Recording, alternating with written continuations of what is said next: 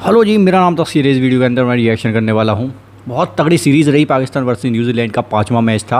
हालांकि हार गई, कुछ कमज़ोरियाँ देखने को मिली, लेकिन कुछ स्ट्रॉन्ग पॉइंट्स भी स्ट्रॉन्ग चीज़ें भी देखने को मिली, जैसे कि इफ्तिखार की बैटिंग बहुत ज़बरदस्त तरीके से उन्होंने स्कोर किया 92 का। तो इसके ऊपर इंडियन मीडिया क्या कहता है? एक जर्नलिस्ट हैं, शुभांकर नाम है शायद उनका, इंडिया से। तो वो हमेशा ये एक्टिव रहते हैं इन मैचेस में, पाकिस्तान के जो मैचेस होते हैं। तो स्टार्ट करते हैं वीडियो को, लेट्स गो। अभी 48 घंटे पहले की तो बात है। पाकिस्तान क्रिकेट टीम 52 साल के अपने इतिहास में पहली बार नंबर 1 टीम बनी थी। नंबर 1 बाबर आजम सबसे तेज 5000 रन बनाने वाले बल्लेबाज बने थे।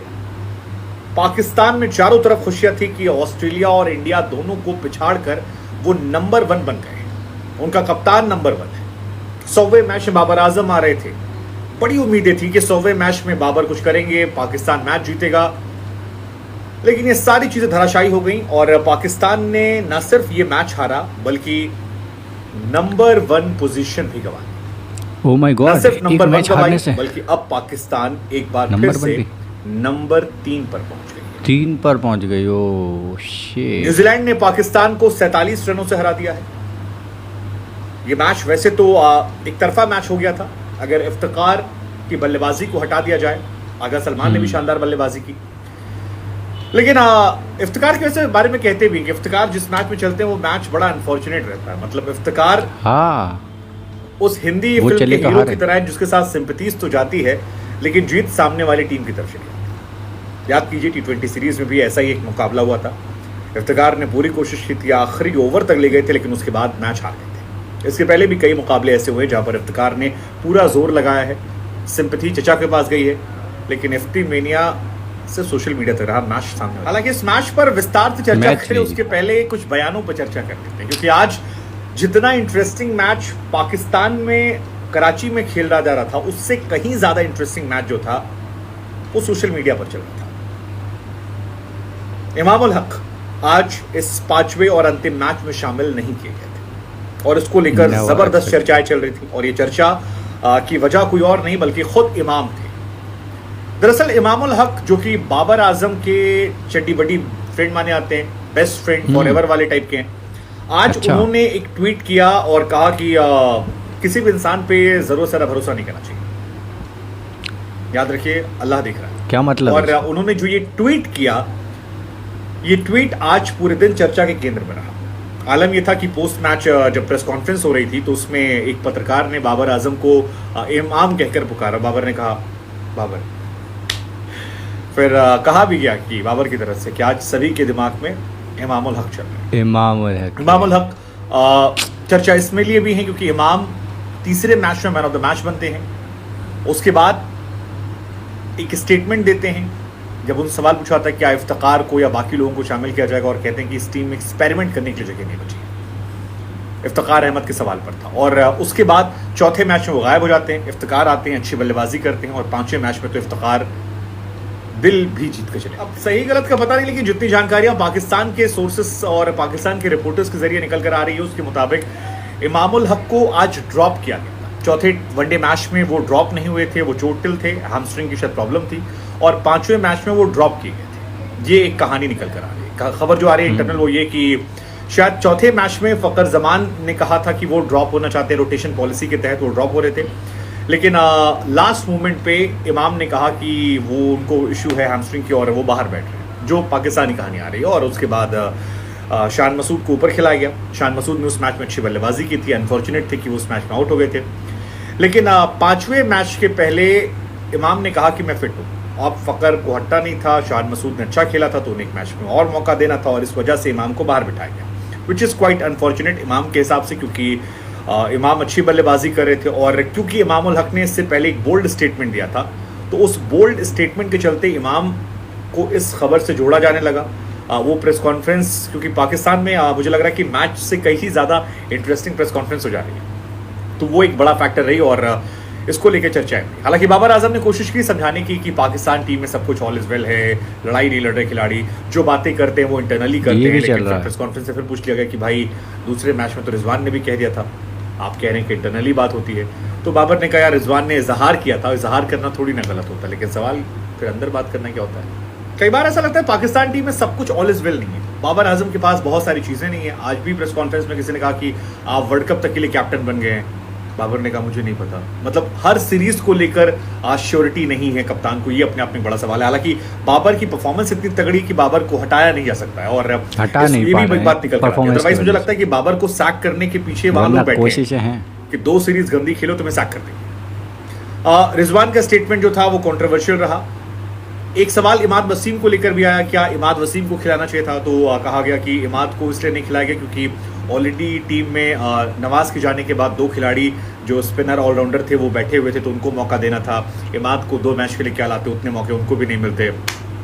शायद उनके वर्ल्ड कप के वो जो संभावित खिलाड़ी हैं 16-17 उसमें वो नहीं शामिल हैं और इस वजह से भी इमाद बाहर बैठे हैं। हालांकि उनको लाने की मांग कराची से स्पेशली बहुत ज़्यादा हो रही है। जो कराची वाले हैं वो चाहते हैं कि आ जाएं। शाहिद मसूद को लेके भी काफ़ी ट्रोलिंग चल रही थी कि कराची कोटे से खेलते हैं। पाकिस्तान में इंटरनली राइवलरी जो है वो बहुत ज़्यादा सोशल मीडिया पर देखकर और मैच देखकर समझ में आती है। लेकिन इमाम वाली कहानी ट्रेंड में है। क्या होगा बाबर को, क्योंकि कम से कम 5 बार प्रेस कॉन्फ्रेंस में कहना पड़ा कि मैंने इमाम का ट्वीट नहीं पढ़ा, मैंने इमाम का ट्वीट नहीं पढ़ा, मैं घर जाकर ट्वीट पढ़ूंगा, मोबाइल में देखूंगा, मैं इमाम से पूछूंगा, इमाम का इससे कनेक्शन नहीं है, इमाम ने क्या कहा था मुझे पता नहीं। तो इतना ज़्यादा कप्तान को सफाई देना, या तो कप्तान के पास बहुत पावर नहीं है या कप्तान क्या पीछे क्या हो रहा है वो समझ में नहीं आ रहा। तो ये एक इंटरेस्टिंग चीज़ है। जो भी होगा वो हम देखेंगे। लेकिन फिलहाल मैच में स्कोर कार्ड की बात कर लेते हैं। आज 5वें अंतिम मैच में कराची में बल्लेबाजी करने न्यूजीलैंड की टीम आई क्योंकि न्यूजीलैंड ने टॉस जीता। टॉस जीतने वो बल्लेबाजी करने का फैसला किया। आज यंग और टॉम बल्लेबाजी करने आए थे और दोनों ने अच्छी शुरुआत की। 7वें ओवर में टॉम का विकेट गिरता है जब टीम का स्कोर 32 रन होता है। वसीम जूनियर जो है उनका विकेट निकालते हैं और एक अच्छा विकेट जो था वो था। लेकिन आज विल यंग ने ज़बरदस्त बल्लेबाजी की। न्यूजीलैंड का टॉप ऑर्डर जो है वो मुझे लगता है बहुत अच्छा है कंपैरिजन में उनका जो लोअर ऑर्डर है। लोअर ऑर्डर उनका कर देता है, बाकी टॉप ऑर्डर अच्छी बल्लेबाजी है। हेनरी आए थे, उन्होंने भी थोड़ी पार्टनरशिप, लेकिन 2 विकेट गिरने के बाद पार्टनरशिप अच्छी हुई। कप्तान जो उनके लेथम है और विल यंग, इन दोनों ने बहुत अच्छी बल्लेबाजी की और तीसरे विकेट के लिए एक अच्छी पार्टनरशिप हुई। 29 ओवर में 157 रन स्कोर था जब शदाब खान की बॉल पर एक अनफॉर्चुनेट विकेट गिरा विल यंग का। विल यंग अच्छा खेले थे, मुझे लगा था शायद आज वो वेल डिजर्व सेंचुरी करते थे, लेकिन अनफॉर्चुनेट रहा। रिजवान ने कैच पकड़ा और शदाब को आज 2 अच्छे विकेट मिले। तो पहला विल यंग का मिला।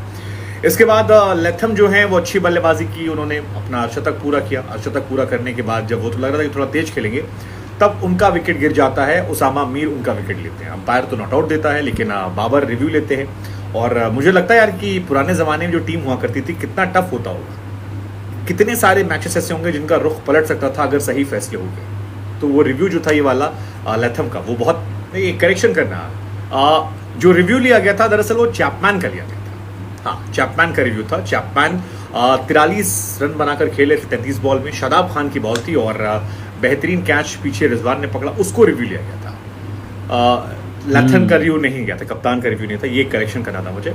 लेकिन ये चैपमैन जो है ये बहुत इंटरेस्टिंग कैरेक्टर है क्योंकि हांगकांग के लिए खेलते थे। इनकी माताजी वहाँ चाइना की शायद हैं, पिताजी न्यूजीलैंड के हैं और इन्होंने अपना हांगकांग के लिए करियर शुरू किया। वहाँ शतक भी मारा, उसके बाद ये शिफ्ट हो गए क्योंकि इनके पास डबल पासपोर्ट था, मम्मी का भी पापा वाला भी। और ये बड़ा इंटरेस्टिंग इनका करियर है। तो ये एक इंटरेस्टिंग कैरेक्टर, इनके बारे में एक दिन पढ़ रहा था बैठ के मैं, तो मुझे काफ़ी जानकारियाँ मिली कि कैसे ये कुछ उन खिलाड़ियों में हैं जो डबल पासपोर्ट लेके हैं और 2-2 देश का प्रतिनिधित्व कर चुके हैं इंटरनेशनल क्रिकेट में। बहुत सारे एग्जाम्पल्स नहीं है और स्पेशली जो शतक मारे हैं वो बहुत कम एग्जाम्पल है, तो उसमें इनका भी एक नाम है। उसके बाद मैक कॉनिके जो हैं उन्होंने अच्छी बल्लेबाजी की सचिन रविंद्र के साथ और वहाँ के बाद बहुत ख़राब स्थिति हो गई। मतलब आप सोचिए कि 287 रन पे 6 विकेट थे और 46 ओवर में थे और 283 से 6 से लेकर आप चले जाते हैं 299 पे ऑल आउट। ये थोड़ा शॉकिंग था और यही पिछले कुछ मैचेस में भी हार की वजह है क्योंकि टॉप ऑर्डर ने न्यूजीलैंड को परफॉर्म किया था लेकिन लोअर ऑर्डर जो था वो बिल्कुल कमज़ोर था और 3-4 विकेट गिरने के बाद ताश के पत्तों की तरह विकेट गिर रहे थे। शाहीन अफरीदी और हारिस ने अच्छी गेंदबाजी की आज। शाहीन अफरीदी को 3 विकेट मिले, उसामा को 2 मिले, वसीम जूनियर को 1 मिला, हारिस को 1 मिला। शदाब खान ने 2 क्रूशियल विकेट मिडिल ओवर्स में निकाले आज। हालांकि रन काफ़ी उन्होंने दिए हैं। इधर जब बल्लेबाजी करने पाकिस्तान की टीम आई, आज बाबर आजम का 100वां मैच था। फ़खर और शान मसूद आए थे। शान मसूद नहीं चले, 20 बॉल में 7 रन बनाकर गए और इसके लोगों को इमाम और ज़्यादा याद आ रहे थे, तो एक ये भी बड़ी वजह थी। फ़खर जमान पिछले 3 वनडे मैचेस में एक ही तरह शॉट खेलकर ऊपर आउट हुए। हालांकि आज स्पिनर की बॉल पर आउट हुए, नॉर्मली फास्ट बॉलर के आउट हुए थे, लेकिन विकेट कीपर ही उनका 3 मैच से कैच पकड़ रहा है और अब तो टॉम ब्लेंडल जो है वो आदी हो गए कि फकर जमान तो मेरा शिकार है। बाबर आजम का जो विकेट था वो बहुत क्रूशियल विकेट था, क्योंकि शिपले ने जो वो विकेट निकाला वो बहुत बहुत इंपॉर्टेंट पार्ट था मैच का और वहीं से मैच पलट गया। बाबर आजम का ये 100th वनडे मैच था, 100th वनडे मैच में वो नहीं चल पाए, उसी की वजह से रैंकिंग जो है वो 2 नीचे गई और काफ़ी नुकसान हुआ। और उसके बाद रिजवान को शिपले ने आउट कर दिया और बाबर रिजवान दोनों को आउट करने का सर ये रहा कि उनका जो टॉप ऑर्डर से आना था वो कमर टूट गया। हालांकि रिजवान को आज 4 नंबर पर खेलने का मौका मिला था, वही 4 नंबर जिसको लेकर उन्होंने इसी वजह से मिडिल ऑर्डर में, लेकिन उसके बाद आगा सलमान और चिचा ने अच्छी बल्लेबाजी की। आगा सलमान जो है लगातार अच्छी बल्लेबाजी कर रहे हैं। पाकिस्तान का मिडिल ऑर्डर कमज़ोर है, शदाब खान के बल्ले से रन नहीं निकलते, बाकी भी जो है वो उतना इम्पैक्टफुल नहीं है, लेकिन आगा और चिचा ये दोनों इंटरेस्टिंग है। क्या चिचा को खिलाना चाहिए वर्ल्ड कप में? मुझे लगता है शायद वो जाएंगे तो खेलेंगे, मुझे लगता है उन्हें खिलाना चाहिए, क्योंकि जिस दिन टॉप ऑर्डर नहीं चलता उस दिन वो अकेले खेल लेते हैं। हालांकि उनकी किस्मत भी थोड़ी ख़राब है, लेकिन मुझे लगता है वो खिलाए जाएंगे और उन्हें टीम में रखा जाएगा, क्योंकि आपके पास बाकी भी जितने प्लेयर हैं, चाहे वो शदाब हों, नवाज हों या जो भी खिलाड़ी हैं, वो लंबी पारी नहीं खेल पाते हैं उस तरह से या उतनी इम्पैक्टफुल नहीं खेलते हैं। चचा बना देते हैं रन, मतलब डोमिनेट करके मारते हैं बॉलर्स को, तो ये इनकी एक इंटरेस्टिंग क्वालिटी है और पिछले 4-6 महीने में इन्होंने बहुत गजब की बल्लेबाजी की है। चाहे वो वहाब रियाज को एक बांग्लादेश लीग में छक्के मारना हो, 6 छक्के शायद मारे थे वहाँ पर, और या उसके बाद से PSL में नहीं चले थे, लेकिन इंटरनेशनल क्रिकेट में ये बहुत अच्छी बल्लेबाजी कर। PSL में इनका परफॉर्मेंस बहुत ये था, बट अच्छा है। बहुत सारे खिलाड़ी हैं जो लीग क्रिकेट में नहीं चलते हैं लेकिन इंटरनेशनल क्रिकेट में धागा खोल, इंटरनेशनल में ही चलते हैं बहुत से।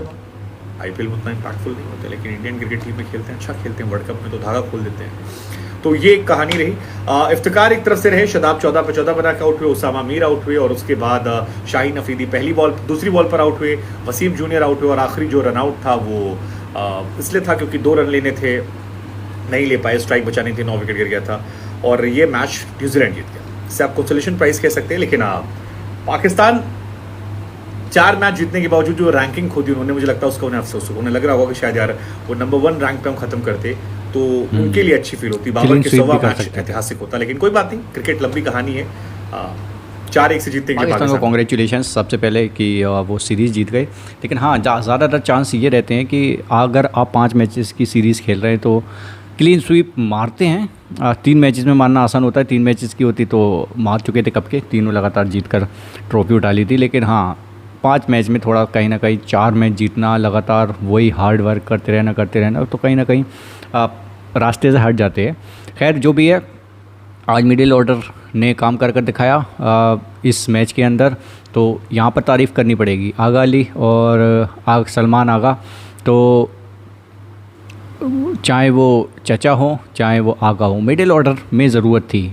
जब टॉप ऑर्डर ध्वस्त हो जाता है और चचा को भी ना खिलाया होता तो सोचिए आप थोड़ा और कम स्कोर होता। भाई इस पाकिस्तान की हुई है, बहुत सही तरीके से हुई है, 4 मैचेस जीतकर। थोड़ा सा अफसोस तो पाकिस्तानियों को होगा कि उनकी रैंकिंग फिर से टॉप पर बैठकर नीचे चली गई, जबकि मैंने पिछले मैच में कहा था, पिछली वीडियो में, कि रैंकिंग जो होती है वो पहुंचना मायने रखता है, कितने टाइम तक टिकेगी वो ज़्यादा मायने नहीं रखता। पहुंच गए इसका मतलब तुम नंबर 1 बन चुके हो। बाकी आप कमेंट सेक्शन में बता सकते हो क्या कहते हो इस टीम के बारे में, वर्ल्ड कप तक क्या तैयारियां हो सकती हैं वो भी आप कमेंट सेक्शन में बता सकते हो। एंड करता हूं मैं, फायर।